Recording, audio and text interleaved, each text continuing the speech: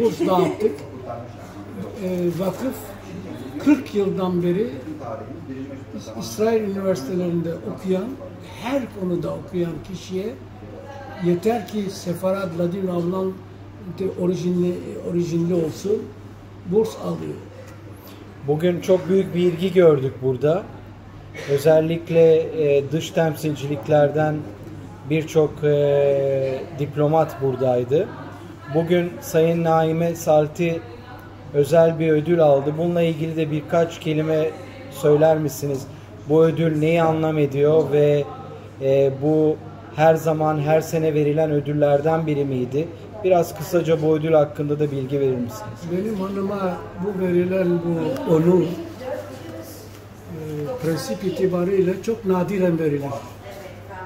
Çok nadiren verilir ve bildiğim kadarıyla son 6-7 sene ilk verilen kadın benim hanım ve benim hanımı bu almak suretiyle ilk Sefarad Yahudi kadını oluyor üniversitenin içinde.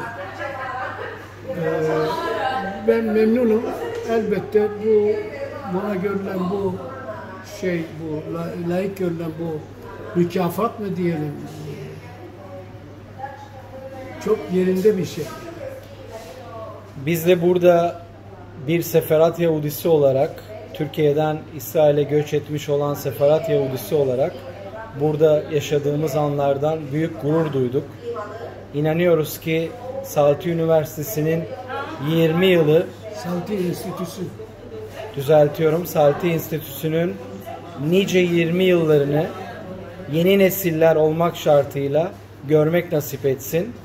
Ektiğiniz tohumların bugün filizlenmesini görmek bizleri çok çok gururlandırdı. İyi ki varsınız. Teşekkürler. Ben teşekkür ederim.